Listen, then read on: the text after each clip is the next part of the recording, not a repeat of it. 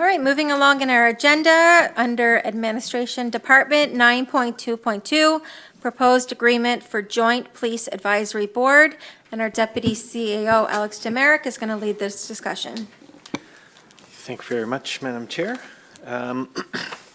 Just would like to provide a little bit of background on this issue, as this council has not seen it before. But we were approached by the town of Lunenburg, it was more than a year ago now, about the possibility of creating a joint police advisory board. All municipalities that use the RCMP service are required to have a joint board. The town of Lunenburg did not have a functioning board at the time and thought it might be useful for the municipalities in the area to combine and create a single board, which is permitted under the Police Act. So we had a look at that. It was discussed at our own police advisory board, who were supportive of it. Some of the rationale being the fact that the nature of policing and the nature of the contract itself is not bound by municipal boundaries. So criminals don't recognize whether or not they're performing their duties inside or outside the municipality of the District of Lunenburg. It would also save a little bit on police time. They wouldn't have to provide the same reports to multiple boards. They could provide it to a single board. And it would address a gap in governance where the town of Lunenburg didn't have one, but the other municipalities in the area did. Ultimately, the town of Mahone Bay and the town of Chester declined to participate, but this council and the town of Lunenburg put forward a request to the Minister of Justice, and it was approved to proceed with a joint board. Then the town of Lunenburg had some staff changes and went through interim CAOs and acting CAOs. They now have another interim CAO. I placed a phone call to him and got him to bring this back to his council because it had lain dormant for a little while. So the town has now agreed they're in favor of the intermunicipal agreement that you have before you today. So we have it here for you to review, and we're looking for a recommendation to council to approve that. Essentially, it establishes a joint board in the format that's required by the Police Act in terms of membership. We have offered to provide our fire services coordinator, Chris Kennedy, as a lead staff person for it, and the town of Lunenburg has agreed that they will provide the recording secretary work for the board. If council approves this, then we'll proceed with an amendment to our police advisory board bylaw, as will the town of Lunenburg, and then we can put in place a joint board. Thank you for that. So we're essentially not losing anything. We're just making it more efficient, especially on the RCMP resources and presenting once. There is a motion before us. Would somebody be willing to bring that forward? Councillor Bell. To the chair and members of the Policy and Strategy Committee, I move that the Policy and Strategy Committee recommends to Council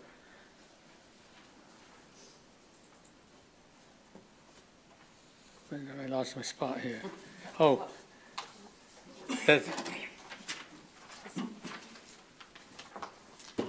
Should be the top of page 2. That the Municipal Council authorize the execution of the intermunicipal agreement for a joint police advisory board as presented. I so move. Is there a seconder on that motion? Seconded by Mayor McLean-Weil. Discussion on the motion.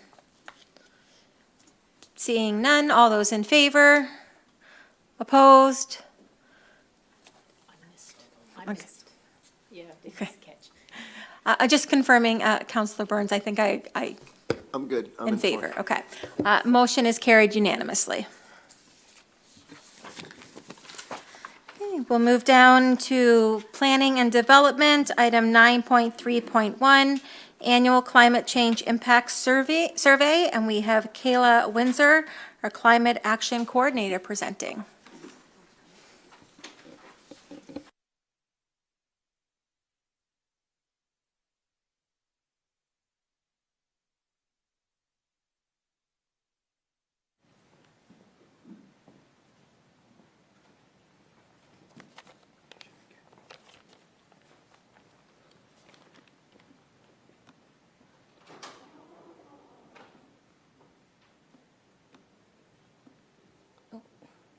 hard when I can't see the screen.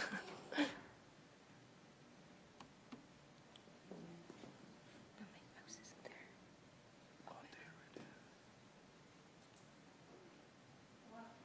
And while Kayla is setting up, in the agenda package, there is the full results of the survey results report for anybody looking for additional information besides what's presented here today.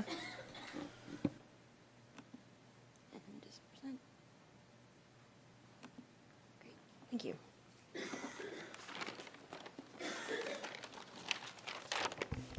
Can everyone hear me okay?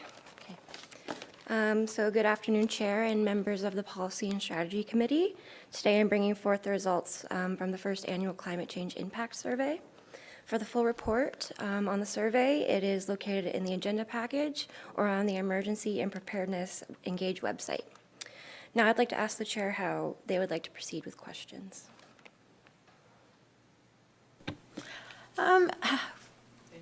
Why don't we listen to the full presentation, and council members can make note if we need to refer back to a slide and allow you to give the full report. Thank you.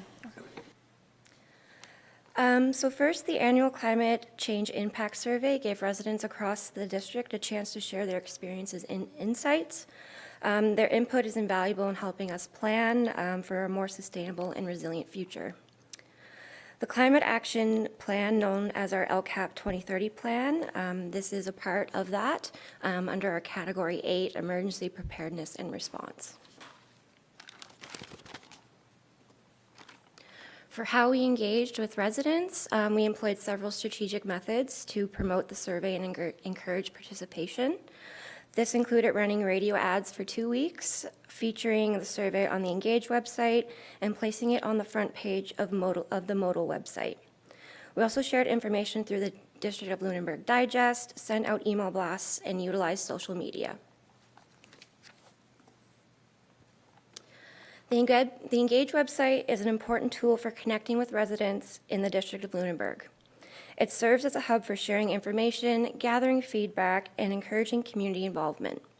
Since the launch of the Emergency Preparedness and Climate Change Impacts Engage page in January of 2025, engagement has steadily increased, with the numbers now totaling over 500.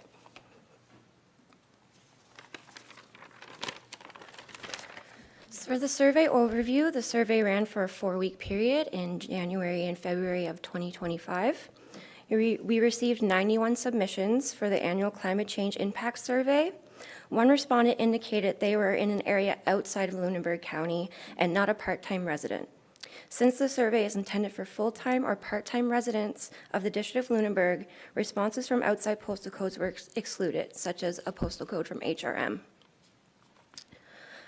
One limitation of the survey is that some respondents may have been misclassified due to a shared postal code with neighboring communities, such as the town of Lunenburg. To improve future survey results, the survey will ask residents to specify their specific community to ensure responses reflect those living in our district accordingly. Now we're going to be moving on to the survey results for this presentation.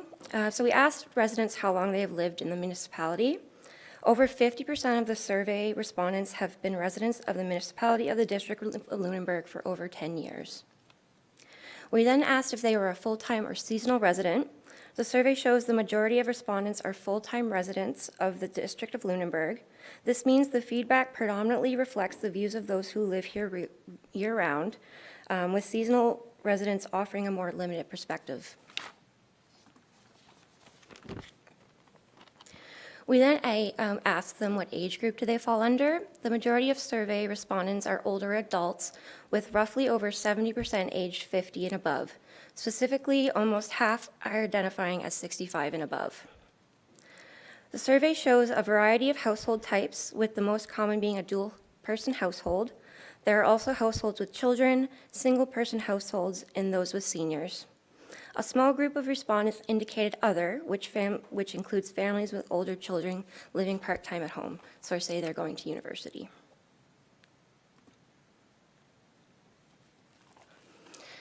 Next, we asked what climate change issues are residents most concerned about. The top concern among respondents is extreme weather events, followed by the impact on local wildlife and ecosystems. Other notable concerns include water and food security, rising sea levels, and the risk of wildfires. Issues like economic impacts, air quality, health, and energy security received less attention, with a small group indicating no concerns at all.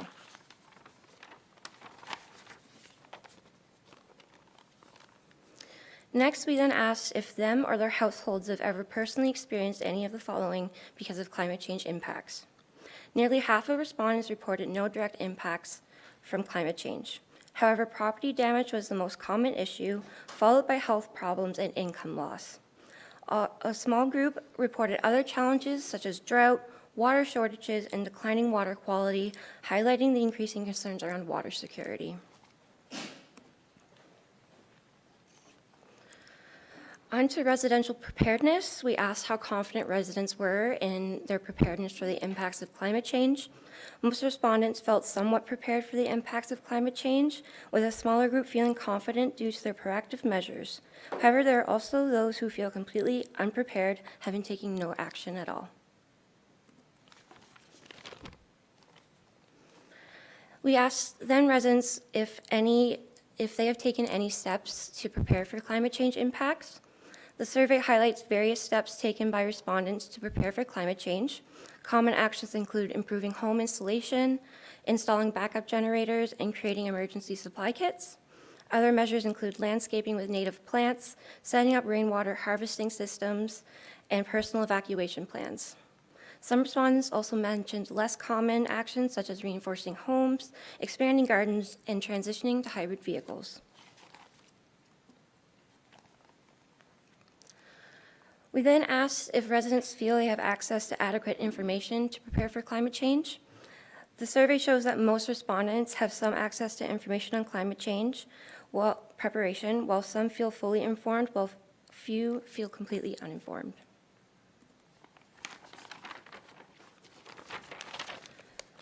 Next, we asked them what challenges are they facing that affect their ability to prepare for climate change impacts. The survey indicated that the biggest challenge to climate change preparation is financial constraints, followed by the lack of community support, limited access to resources, and insufficient information. Some respondents also mentioned challenges like poor cell service, age-related difficulties, and a small group said that they face no significant obstacles in their preparedness efforts. Sorry, my mouth is a little dry. So then we asked on stories. We asked if any residents have some stories or experiences they would like to share around climate change impacts. So this visual illustrates key themes from the survey, with each bubble representing stories shared by the respondents about their experiences with climate change. The size of the bubble indicates how frequently the experiences were mentioned. The larger the bubble, the more common the concern was. So for our top three, it was property damage. So examples they included were damages to their home and properties due to flooding, extreme weather events, and storms. Second, we had agricultural impacts, so include issues such as reduced crop yields and drought. And then we finally have our increased winds. So respondents have noted a higher prevalence of strong winds, which has led to power outages, falling trees, and general concerns, particularly among our coastal property owners.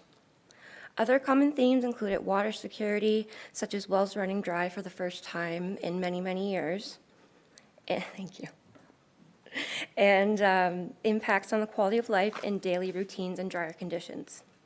Some residents have noted that the drier weather has its positives, as they no longer have to shovel their driveways as often. Yeah. It should be noted in the report sent to the Policy and Strategy Committee, a correction was made to update the number of survey participants who skipped the question.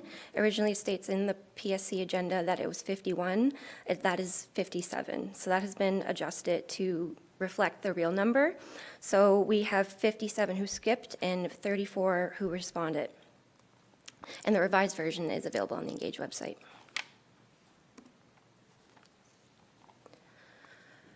Continuing with municipal action, we asked if they would, we asked if they would be interested in participating in any community programs related to climate change. So the survey shows considerable interest in community climate programs, with some respondents eager to participate and others willing to join based on program specifics. And a smaller group indicated no interest.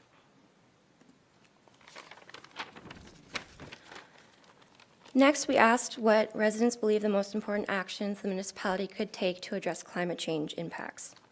As similar to the stories, this illustrates key themes from the survey, with each bubble representing what respondents believe the most important actions the district could take to address climate change impacts.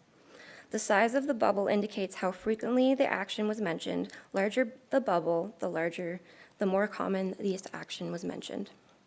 Now, I won't get into all of the categories into detail, as they are all broken down into the report, but I will get into the most frequently mentioned categories, and they were the emergency and preparedness and resilience, followed by coastal and shoreline protection, natural asset protection, and ecosystem restoration.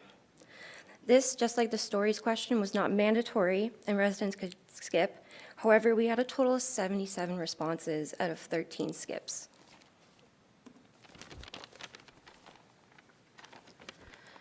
We then asked residents if they had any photos they would like to share with us. We had a total of 3 photo submissions.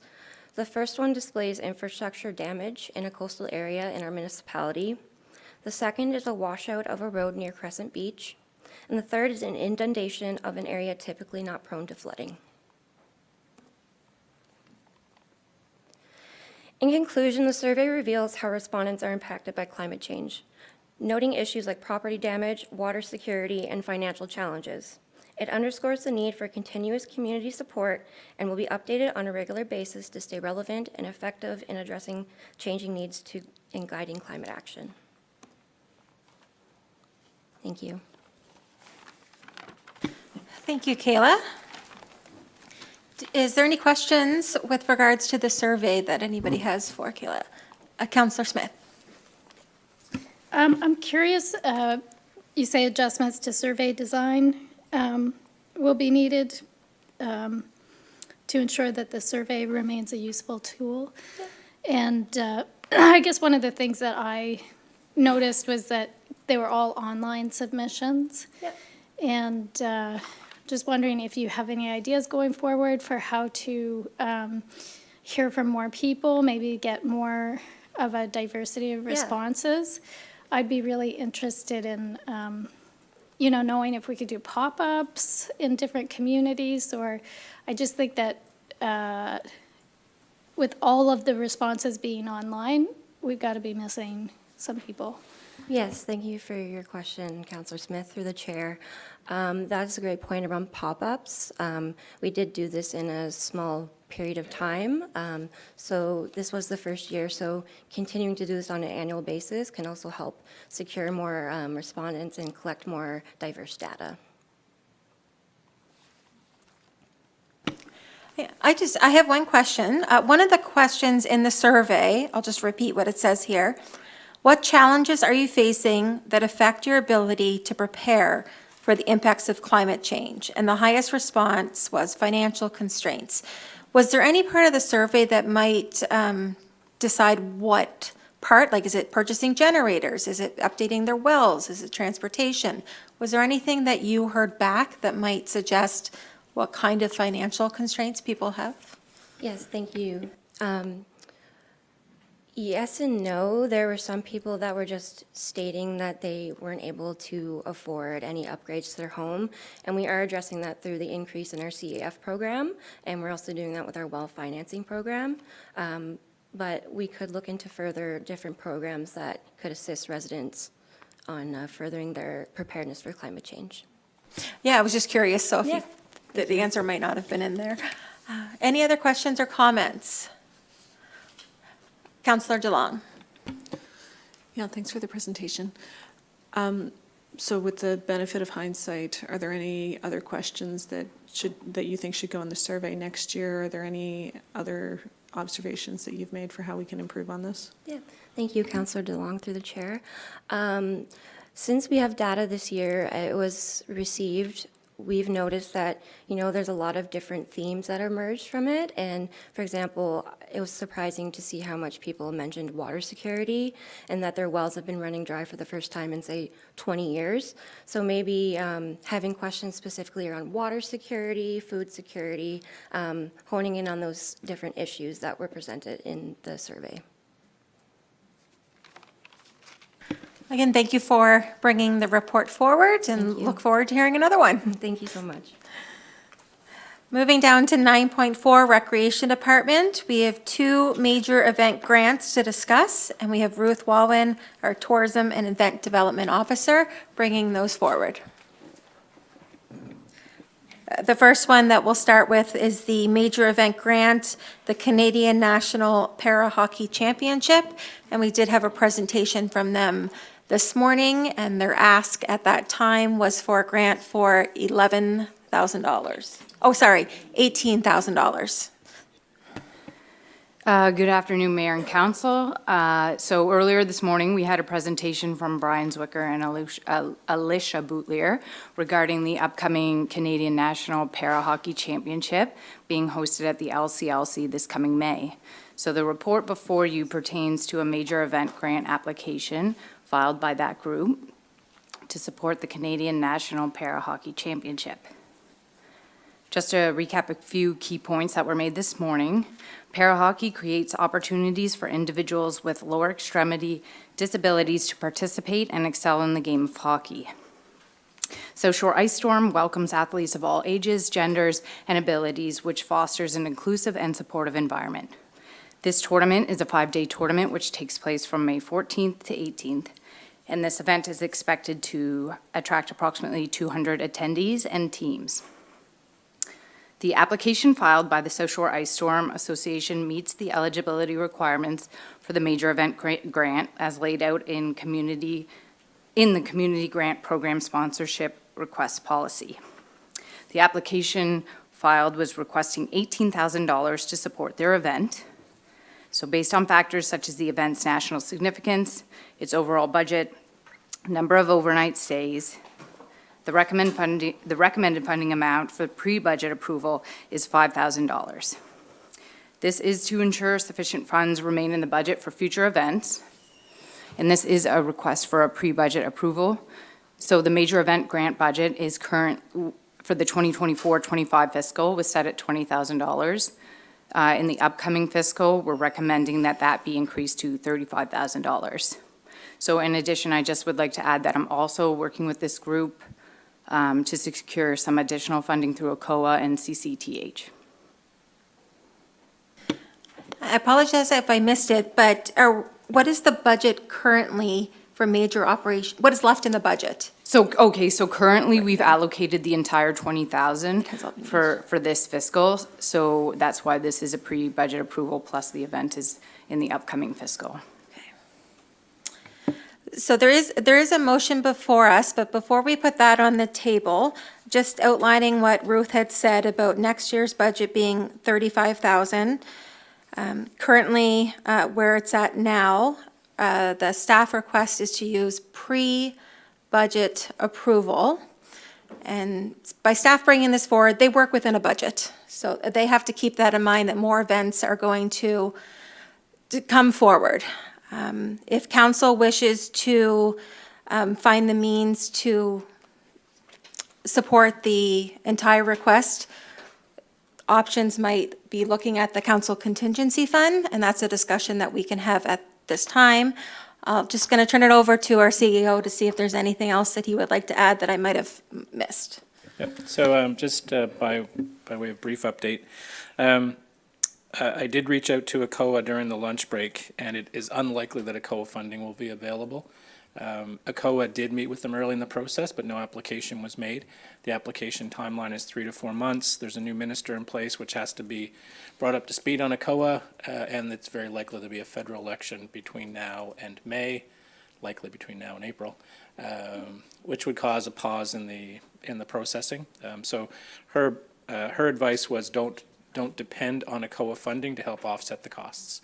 The other update is that it is on the LCLC agenda for Thursday, where there is a request from the organizing group to reduce the fees for the LCLC rental by 50%. So that request is going to the board. If council wants to move forward with the recommendation from staff, it is pre-budget approval. So it would be spending this year what would be in next year's budget. Certainly council can do that. It's familiar with the pre-budget approval process.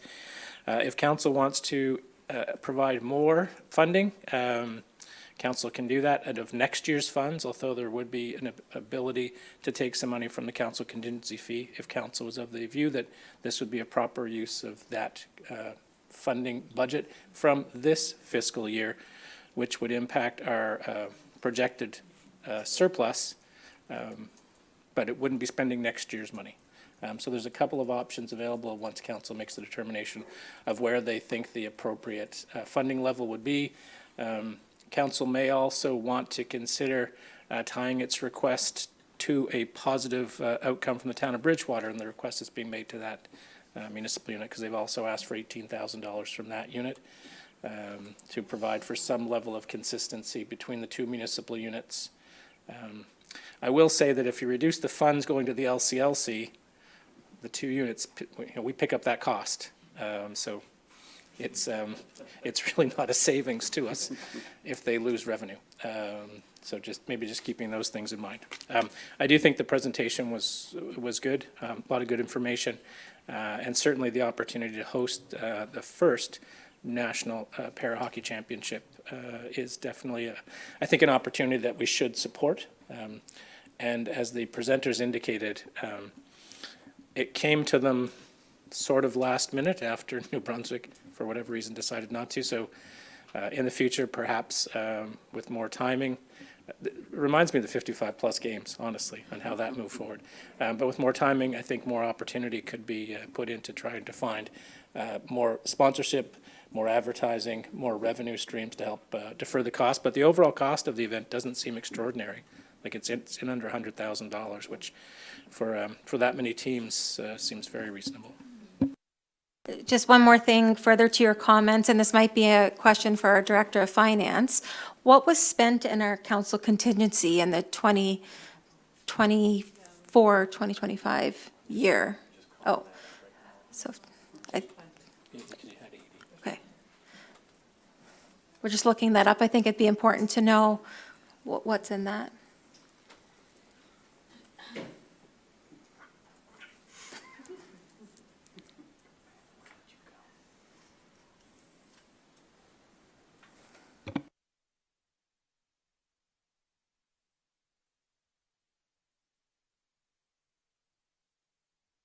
Well, our Deputy CEO is looking that up. I do have some speakers here. Councillor Brooks. I think this is a really neat opportunity for us, building on something that Councillor Bell said earlier, that we miss these opportunities sometimes and we don't lean into them. I think I'm so excited about the 55-plus games. This is another one that I think that we could really get behind and establish ourselves as a community that really leans into these, not obviously just from the support of these individuals who need that, but really as a grander community benefit to all of us. I think it's a really cool thing. Of course, I like the economic impact, but I like seeing us creating something that touches many parts of the community. So I personally would like to see us find, if we can't find the whole ask, I'd like to see it double what this is and try to pull those funds from somewhere else, because I really believe in this. Mayor McLean-Weil. I think we need to try to figure out how we can fund this. It was particularly, it really struck me how difficult the fundraising piece is, and particularly because there's a well-established pattern here of supporting in a certain way, and we're trying to break through that. And I think we have to set an example, and this could be an opportunity for us to do that. And to Councillor Brooks's comment, it is an event that could be a really important identity piece for us here as a community that welcomes these kind of events, but in particular this event, because we did have National Paralympic a para games here, or a para hockey game here a number of years ago, and it would be wonderful with the work that's been done here and the investment that's been made in both developing the teams and the community's appreciation for it, that we really step up and support this. So I think we need to figure out how to find that money. We've also built a facility that can handle this, and there's not a whole lot out there. The LCLC can handle these events, and what a better way to showcase the LCLC, the municipality, and Lunenburg County as a whole. It's a win-win-win. Councillor Reinhardt and then Councillor DeLong. Yeah, it was just, you mentioned another source of funding, not ACOA, but something else. And I just thought, do you have a sense of whether that might be successful or not? So I'm working with them on applying for funding through Communities, Culture, Tourism, and Heritage. So the application has to come from Hockey Nova Scotia. So they're having challenges coordinating with Hockey Nova Scotia, so we don't know where that funding lies, but I touched base with them again when they were in today, and we've been emailing back and forth, so I have to connect with Hockey Nova Scotia, but I've also offered to assist writing the grant and having Hockey Nova Scotia sign off on it. So I'm not sure where it currently, if they've set aside a pot of money for this event, but I can update you as we know more. Right now, I would assume that just for the sake of evaluating this, that they wouldn't necessarily receive it because we are having challenges with Hockey Nova Scotia submitting that application on their behalf. Before continuing with the speakers, do we have that number from staff yet? I'm getting a nod from our Director of Finance. Go ahead. Certainly through to the chair and council. So out of your council-approved contingency in this current fiscal, you've spent $14,544.25 of an $80,000 budget. So there's $65,455.79 left in that budget. Councillor DeLong and then Councillor Moore. Thank you, Chair. I mean, that presentation really resonated, and I think that given how well it does align with our accessibility priorities, I would love to see this as fully funded as possible. I'm definitely in support of it coming out of our contingency fund, and I'd like to personally see all those seats filled if we can help them do that too. Councillor Moore. Thank you. I do agree. I think we've been asked something, $18,000. We take it out of our contingency, which seems to be a healthy little bundle there. I volunteered at the last para hockey tournament. That was how many years ago? Dave? Dave's not here. Yeah, something like that. And it's very, it's wonderful. It's wonderful to see how they play, but what I noticed also was there wasn't a lot of spectators, and I felt so bad.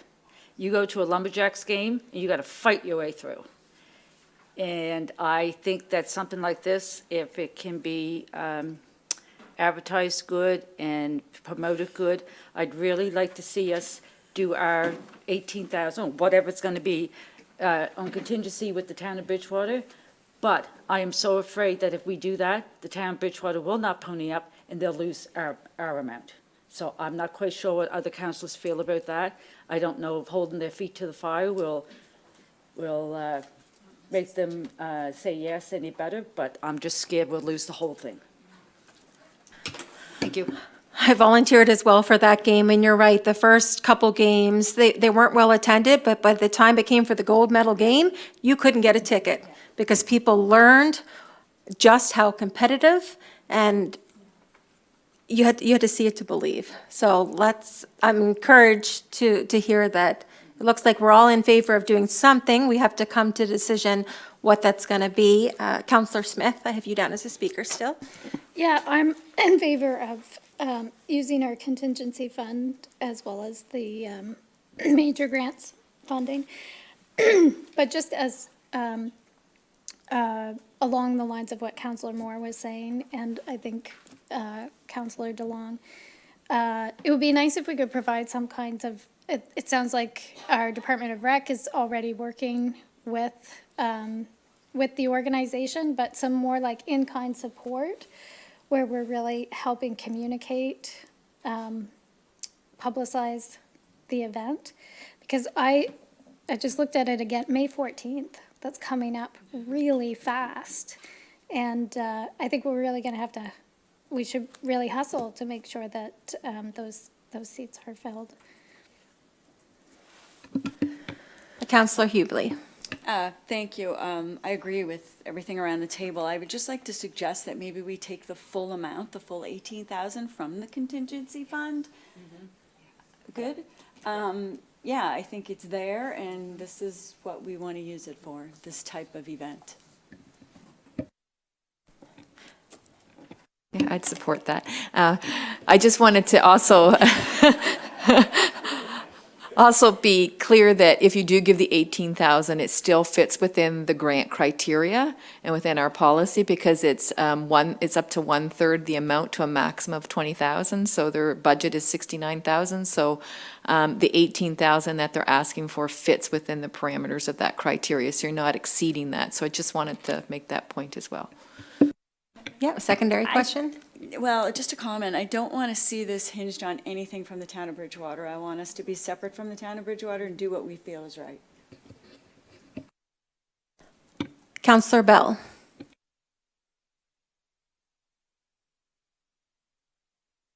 I'm going to hold off just 1 second because I think Mayor McLean-Weil is just nope, you're good? Okay. Go ahead. To the chair and members of the Policy Strategy Committee, I move that the Policy Strategy Committee recommends to Council that Municipal Council provide a grant for the South Shore Ice Storm Association's application for funding through the Major Event Grant in the amount of $18,000 funded from the 2024-25 contingency funding that is left in the budget. Motion has been put on the floor by Councillor Bell. Is there a seconder? Seconded by Councillor DeLong. Discussion on the motion. Councillor DeLong. Does the motion need to have the words pre-budget approval in it? No? Okay, great. I'm hearing no because it's coming from the current council contingency fund, which has a lot of remaining unused money in it. Further comments? Seeing none, all those in favor? Opposed? Motion is carried unanimously. So we changed that on you a bit, Ruth, but thank you. That doesn't bother me. I'm supportive of the group, and we have provided municipal pucks for Player of the Game awards. Like, I'm working with them as much as I can. So, you know, we follow our criteria and put forth a recommendation, but I'm really happy to see that council is supporting the event in that way. I really am. Yeah. Councillor Bell, did you have a comment before we moved on to the next one? I did. I think that this will send an important message out to other groups that may or may not want to bring something here. This takes the dough out of the fact that they can get help to bring these big conferences here. I really don't see that we'll lose on the long end. I know that we turned down an event a few years ago that was taken up in Saskatchewan the following day, and they made hundreds of thousands of dollars. The next major event grant is Hike Nova Scotia Hiking Summit. Okay, so the second report before you pertains to a major event grant application filed by Hike Nova Scotia for the upcoming hiking summit taking place May 30th to June 1st. This summit is going to attract approximately 200 participants, including trail groups and hiking leaders.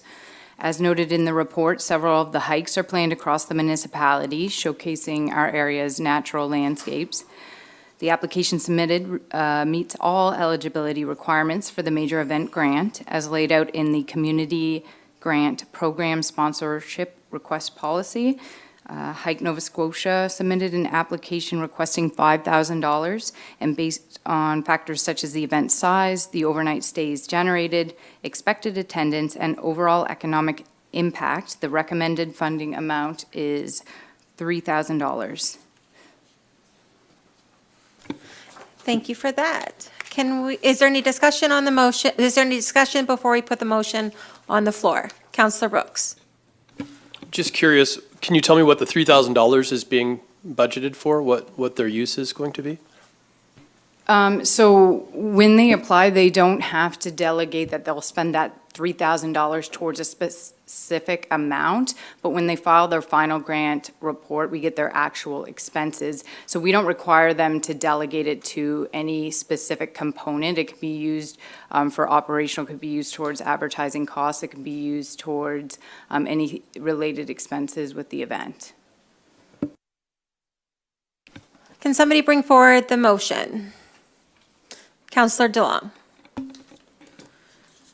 To the Chair and members of the Policy and Strategy Committee, I move that the Policy and Strategy Committee recommends to Council that Municipal Council provide pre-budget approval for the Hike Nova Scotia's application for funding through the Major Event Grant in the amount of $3,000 for the hiking summit. I so move. Is there a seconder on that motion? Seconded by Councillor Hubley. Discussion on the motion. Councillor Smith. Do you have any more information about this? I just feel bad that we are, yeah, it just feels like we need more information. Like, how well funded is the hiking summit? I know a little bit about it, and I'm quite familiar with the Lunenburg County Hikers. They're quite an amazing group that brings a lot of value to the area, health-wise and recreation-wise. I'm just wondering, yeah, are we jeopardizing this event at all by not coming through with the full $5,000? So this event budget, the expenses are $38,100. They have numerous channels to receive funding. They have an application into CCTH, the town of Bridgewater. There's one in with us, Chester, town of Mahone Bay, and they're pursuing local sponsors. So when we're reviewing events to recommend a funding amount, we look at the size of the event, the number of overnight stays, and what amount makes sense for an event with that size budget. So this is an alignment of what we would typically recommend for an event of this size.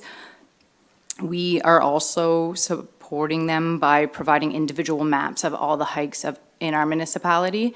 And we're also, Melissa's actually working on mapping out all of the hikes in Lunenburg County that are taking place on one large map. So we're providing in-kind support as well. Any other questions? Seeing none, all those in favor? Opposed? Motion is carried unanimously.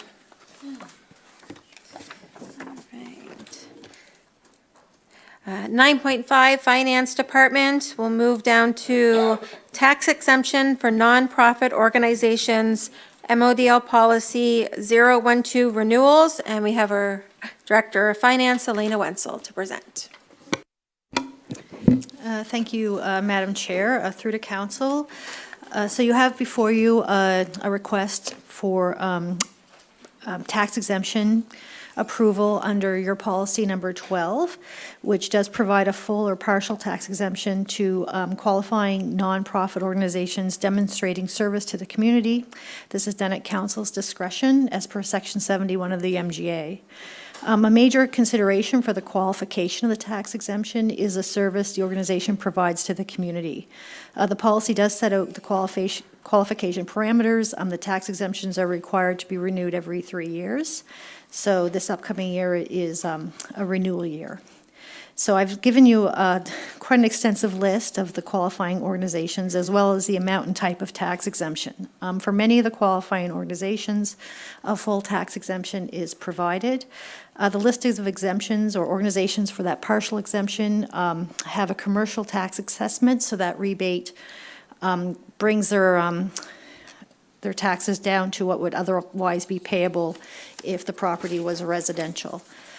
So Council has their discretion to remove or any of the organizations on the list or approve the list as presented.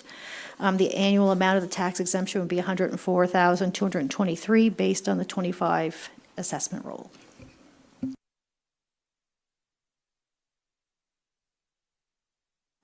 Sorry, I was reading the list, sorry. Are there any questions or comments about this policy? Councillor Moore.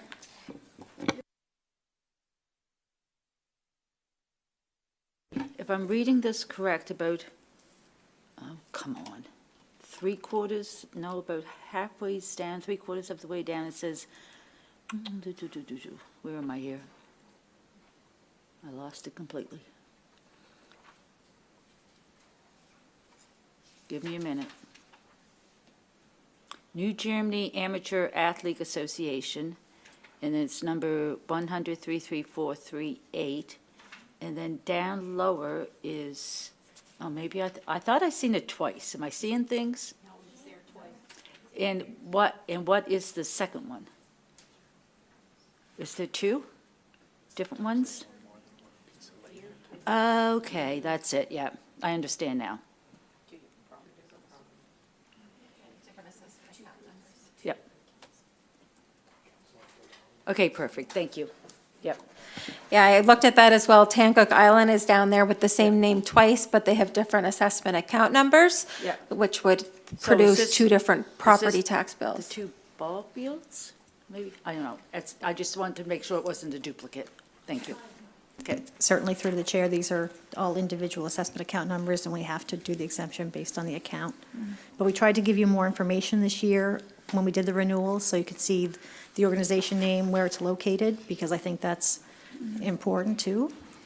So this comes before council every 3 years for review. Do names often come off or get added on? Just wondering what that process is like. Sure, through the council, through the chair. So the deadline in the policies is February to make the application for the next fiscal. The policy does run on a 3-year renewal, but what we've been doing the last few years is if somebody applies in the middle of a renewal period, we only give them up until that 3rd year, because what we were doing was every year we were bringing back 10 properties or 20 properties or whatever. So it just made more sense to just kind of put them all on the same cycle. I thought it was easier. So I guess, so anyone can apply if they have, if they have the nonprofit status or charitable, not yet nonprofit status, excuse me, and we look at it and they tell us kind of, this, we are providing some kind of service that the municipality might provide otherwise. So, for example, if there's ball fields in New Germany, like we have our own ball fields, so that would be something we wouldn't have to operate. So the tax exemption would be provided so that we wouldn't have to own and operate the facility, for example. Councillor DeLong. Thank you. So looking at the list of names, LaHave Coastal Conservation Association, they provide a similar service to the Mahone Island Conservation Association, but Mahone Island Conservation Association isn't on the list. Have they never applied for this, or? Oops, sorry. Again, through the chair, the Mahone Island Conservation Association is, I think they're set up differently, and they're able to get their, all their assessments as exempt. And so they don't pay any taxes anyway.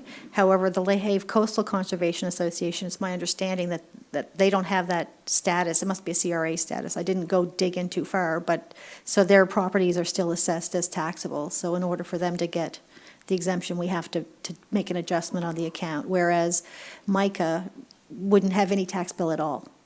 Okay, that's excellent. Thank you. Councillor Smith. I'm just wondering what, under applicant, we have Irving Oil in New Germany. What's that? Actually, through the chair, I have it listed under other because that's the Veterans Memorial Park, which is maintained as a public open space by the LaHave River Watershed Association. So there's a little boat launch there, I believe. Yeah, a little grassy area up in New Germany area or Springfield. It's on the number 10. So sorry, Irving Oil is the owner? Yes, that's correct. Irving property? Oil is the owner, and council in 2006 gave an exemption, so they don't apply. It was actually through a council motion, and that's why I kind of listed it a little different, because we wouldn't get an application from Irving Oil. Councillor Moore. Through you to Allison, the Lions Club have overtaken that boat launch and take care of it and do the upgrades and all that kind of stuff. Thank you. Councillor Burns.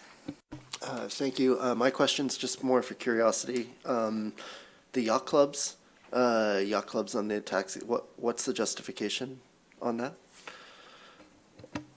Through the chair, it's my understanding that the yacht clubs would believe that perhaps the municipality would provide, like you sailing or something like that, if we owned our own yacht club. So, and for them, they don't get a full tax exemption. It's just a differential between the commercial and to bring them down to the residential assessment. Okay, thank you. Yeah, my question I was holding was also on the Lunenburg Yacht Club, and I see that it's not a not-for-profit organization, a yacht club, is it? Yes, it would be, because they are under our community designated funds for capital expenditures, because they are nonprofits, but they're not charitable. Okay. I know I seen a hand over here. Councillor Bell.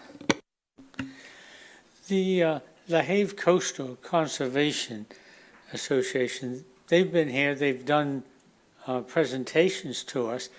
My question is there a map with dots on showing where all these properties are? Because I don't know. I know that there are some parcels of land that do have specialized species or endangered species onto it, and maybe that's a reason why it's not shown anywhere. But I would be interested myself for this many properties, at least knowing where they're approximately located. Through to the chair, we could certainly get the planning department to map those for you if you're interested in that, for sure. So there's a motion before us. Why don't we put that on the table, and if there's any other questions or comments, we can do so in between. Mayor McLean-Weil. To the chair and members of the Policy and Strategy Committee, I move that the Policy and Strategy Committee recommends to Council that Municipal Council approve the list of tax exemptions for nonprofit organizations as per Policy 012 tax exempt reduction for a 3-year renewal term as presented. Seconder on that motion? Seconded by Councillor Moore. Discussion on the motion. Seeing none, all those in favor? Opposed?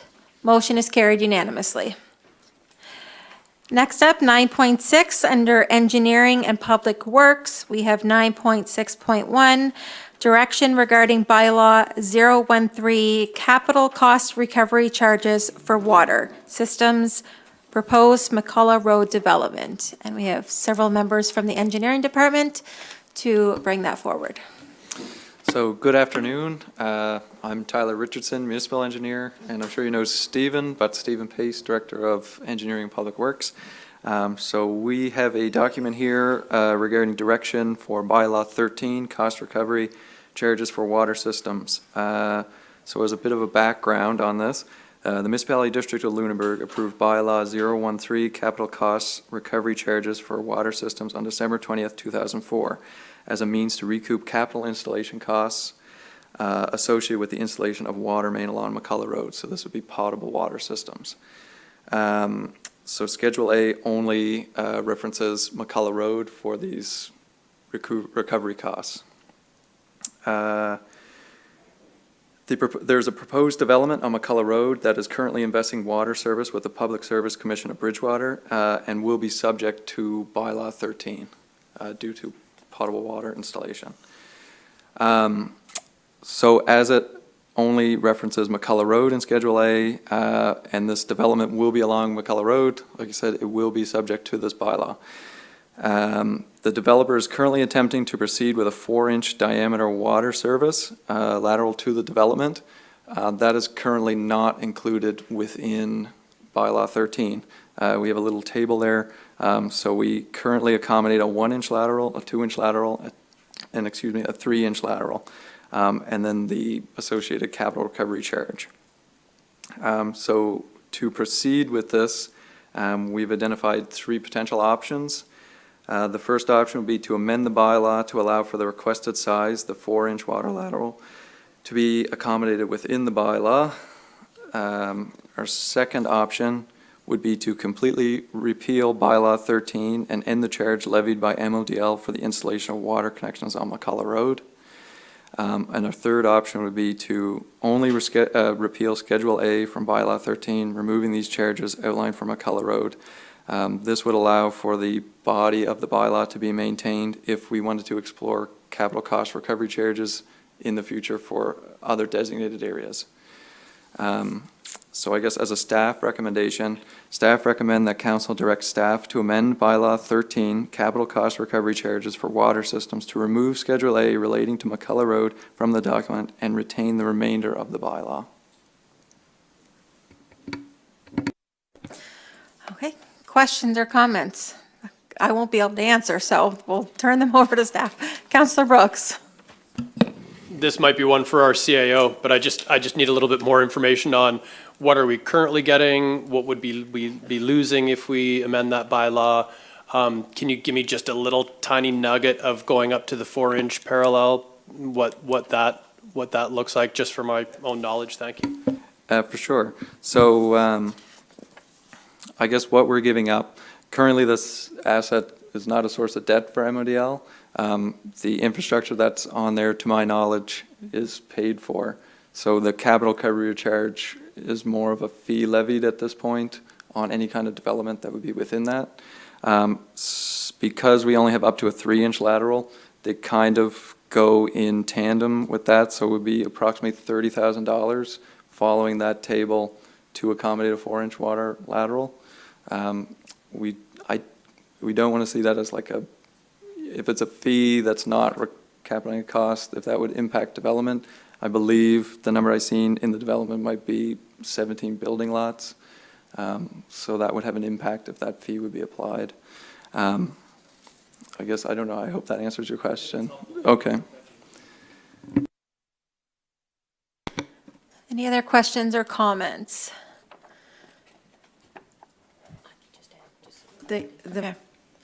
Mayor McLean-Weil. Yeah, I'm just looking at the motion, and maybe we're ready to get to that, but it doesn't have reference to Schedule A in the motion. So what this recommendation is just giving direction for the engineering department to move forward with bringing back for first reading amendments to the document. So they were outlining what those changes would kind of reflect. So you will be getting a whole new document coming forward that you can actually see what all the changes and revisions will be, and it'll be first reading, and then you have to do second reading on that also, because it's a bylaw. Councillor DeLong. Thanks. Yeah, just so I understand better, what's the motivation for the developer for the different size, pickup line there? I don't know. I think maybe just size. I'm not entirely sure as to why the 4-inch lateral, but I believe maybe size of the development. It's a larger development feeding multiple building lots. So it's not like a singular residential kind of lot. So that would be I think just scale. Yeah, I'll just add to that. There's 17 units on this piece of land, and so it needs a 4-inch lateral off of the main, off of McCullough Road. Are we ready for the motion to come forward, and would somebody bring that to the table? Councillor Hubley. To the Chair, members of Policy and Strategy Committee, I move that the Policy and Strategy Committee directs staff to prepare amendments to Bylaw 013, capital cost recovery charges for water systems as presented, and bring back to Council for first reading, and I so move. Is there a seconder on that motion? Seconded by Councillor Smith. Discussion on the motion. Councillor Bell. Why do we feel that we need to take this charge off? It's a developer developing properties. And is he suggesting that this 30,000 will break him in this project for 17 homes? It was put on there because the water line was put on McCullough Road for a particular business. And they needed a flow rate in order to operate the type of building and sales that they did. But unfortunately, we never ever billed them for the cost of putting the water main in.